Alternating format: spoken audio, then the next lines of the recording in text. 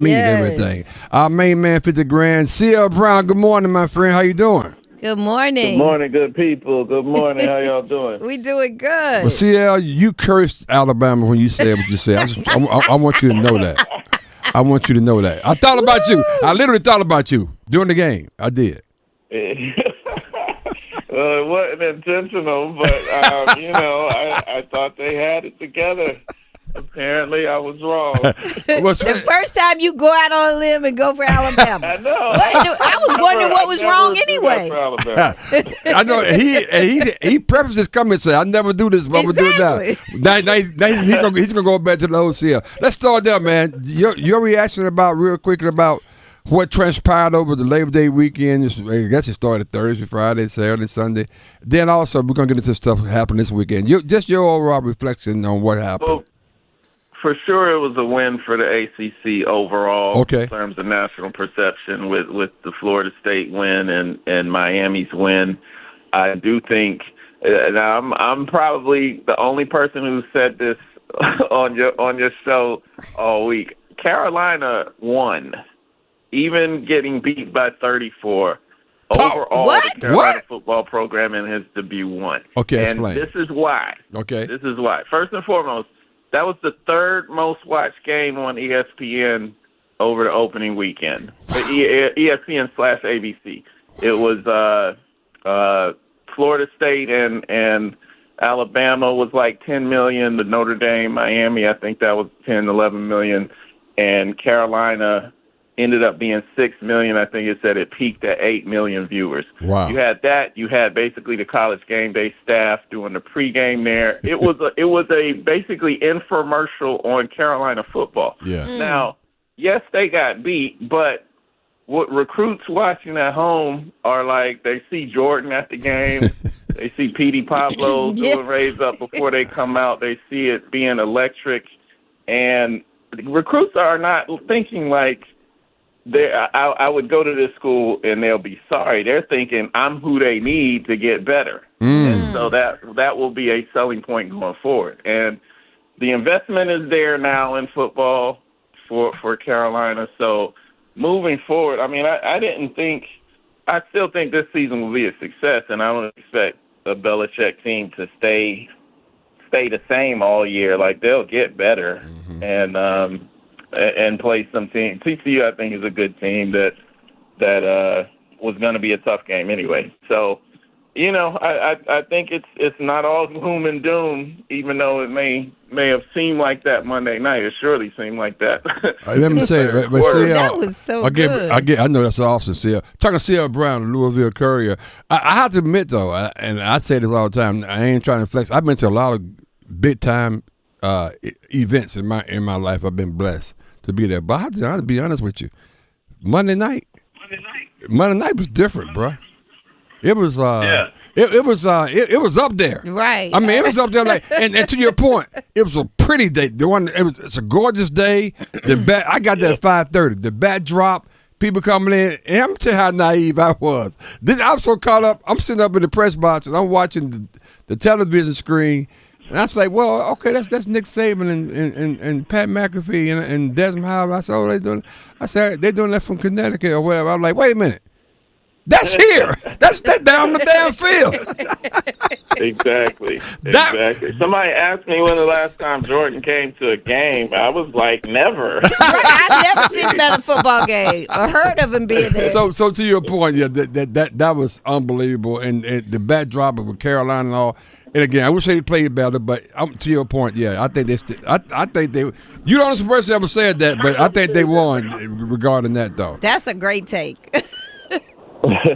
That's a grete take. They got a lot of work to do, though. Clearly, they just don't have the playmakers they need. But talk to me about Arch, and talk to me about Carson Beck, and who I thought showed that he's probably the best quarterback out there. Talking about playing the horseshoe with Arch Manning. Talk to me about that. Yeah, I don't think. Well, first, Arch Manning, like, I didn't buy into all of this hype with say. Whenever it's Texas, you know they're going to be over the top. But all that being said, I don't think Arch Manning is as bad as people start to make him seem. At ESPN, after the game, they had the graphic talking about he threw 37% of his passes were not catchable or off target. I forgot how they phrased it, and was the worst in the last 10 starters for Texas in season openers. But then you go back and look at who they played over those 10 games. Notre Dame was the only comparable team to Ohio State playing a road game at Ohio State. The rest of it was like Louisiana, Lafayette. They played all the Louisianas. Louisiana Tech, Louisiana Monroe.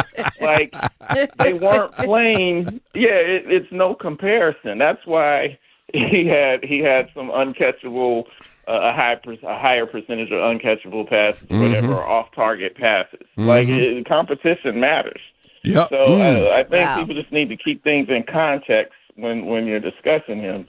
And that was going to be a tough start for him. That was just the first start he makes is on the road at Ohio State. A lot of people don't take L's in that game. And they were still in a position to tie the game late. It wasn't like they got blown out. They were – It was kind of a back and forth. If you're going to criticize him, then what are you going to say about Ohio State's quarterback?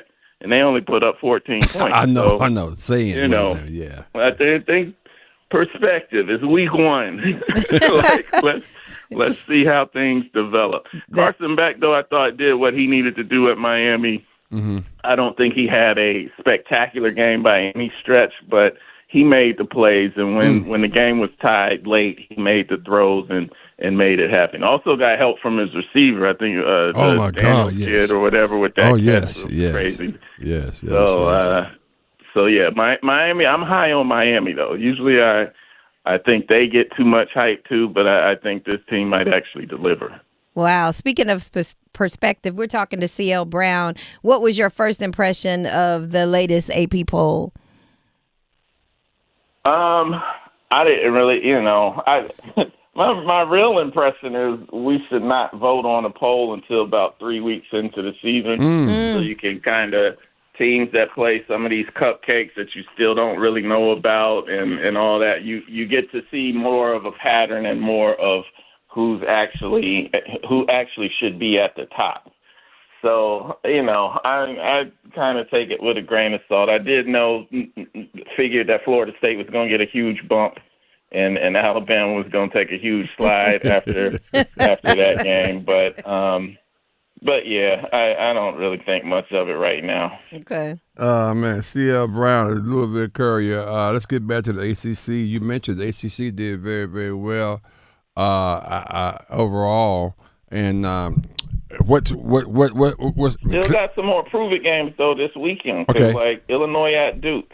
Duke is people are looking at now. I don't know if y'all really pay that much attention to the lines, but Illinois is just a 3-point favorite on the road, and people are looking at it like this is a trap game, and that Duke that line typically would be much larger for a top 10 ranked team coming on the road to Duke, but Duke's getting a lot of love. So because that's an important game though. Yeah, I really love Duke's quarterback. I know they play against Elon, but I like how he spins the ball though, and I like how he just kind of command the leadership role on that team. Man, he stepped right in. And he's really good. Still, Mesa is really good. It's going to be interesting when he has to face his old team when they play Tulane. Oh, that's right. And Tulane, they were.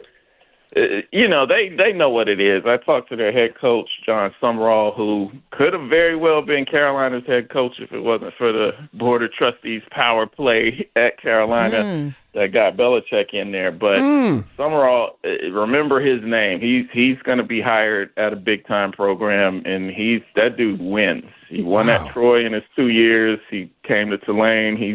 He's kind of continued what they were doing, and Tulane obviously isn't a football power, but they took care of Northwestern last week, blew them out.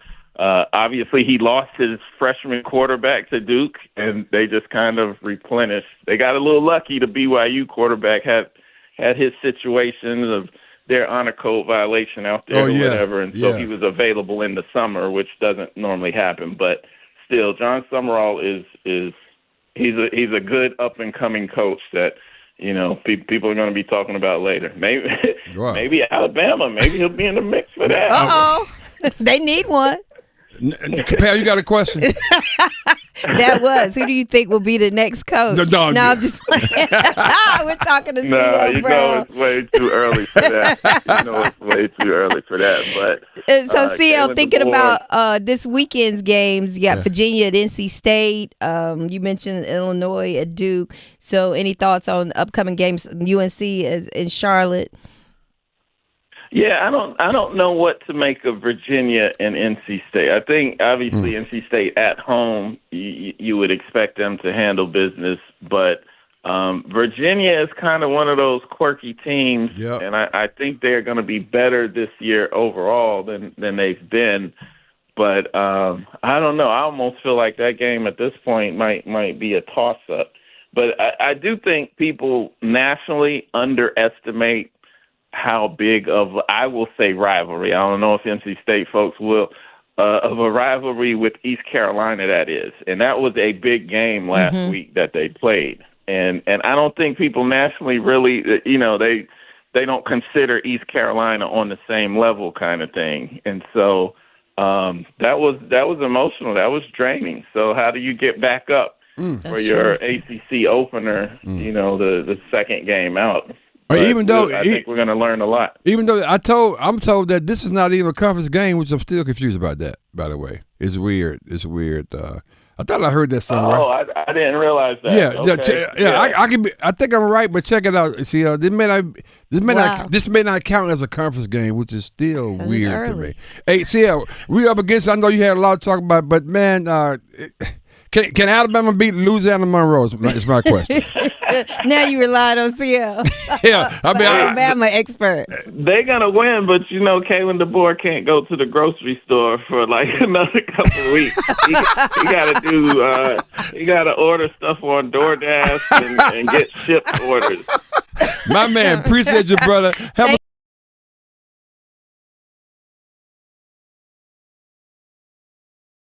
And he covers Carolina. All things Carolina. He's Jeremiah Holloway. Jeremiah, good morning. How you doing, brother? Good morning. Morning, y'all. Good morning. How are you? How you guys are doing? I'm doing great. Real quickly, talk to us about the press conference. After I call it the chapel drill, Jeremiah. That's what happened on Monday. Coach Belichick had his press conference yesterday. Anything that he said that was revealing about what happened on Monday night?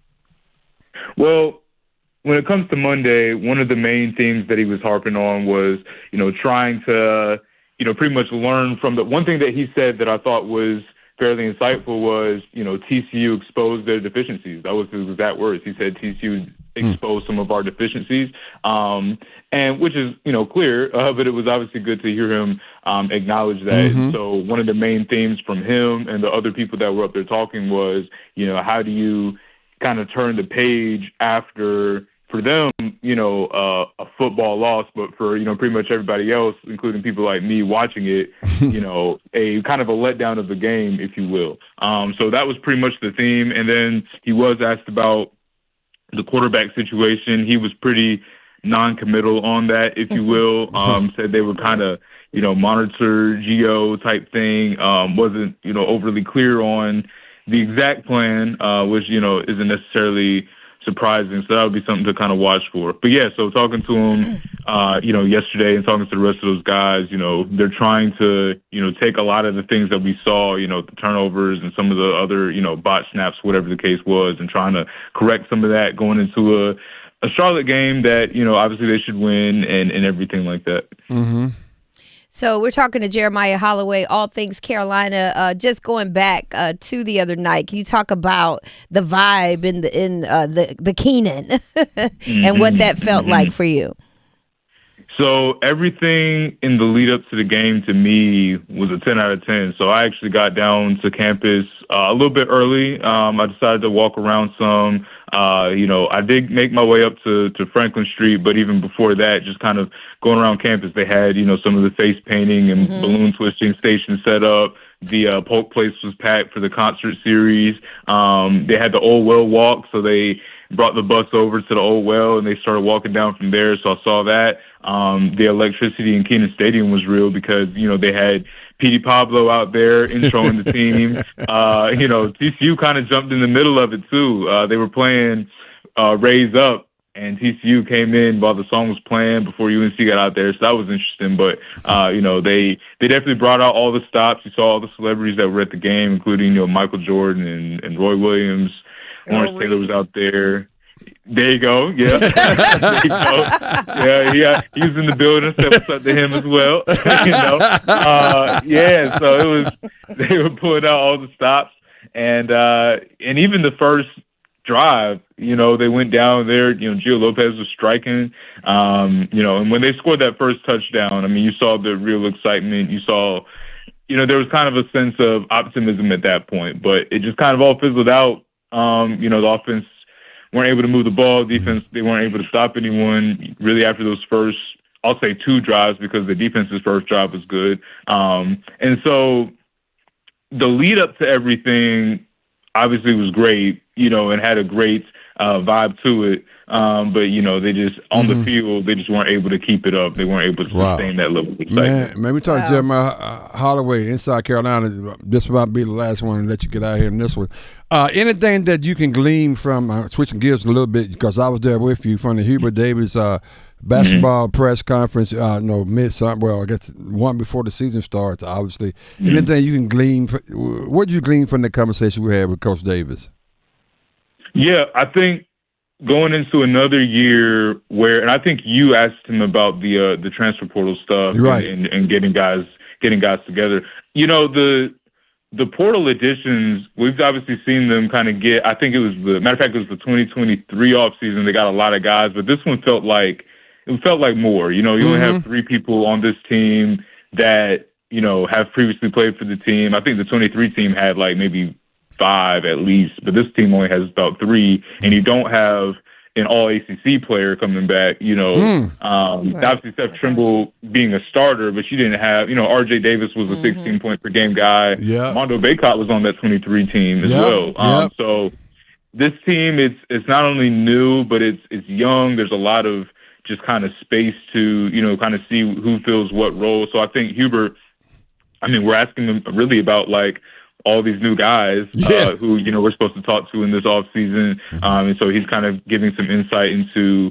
their skill sets. He was also talking about the working dynamic he has with Jim Tanner, obviously the GM that they hired, brought him back in February. Yeah. So I thought that was good. And one thing that he said at the very end, I think it was the second to last question, was he was acknowledging the need for North Carolina to consistently hit the standard, if that makes sense. He was acknowledging, hey, first year we go to a national championship. Next year, miss the tournament. Next year, we're number 1 seed. The next year, we sneak into the tournament. So to hear him acknowledge that, because that's not always, I guess, a place that he typically will go. So it was good to hear him acknowledge that, because a lot of people are kind of looking at this UNC team like, what you going to do this year? So, but I think those were probably the highlights, just talking about the dynamic of a new team and also the need to have Jeremiah, you were spot on.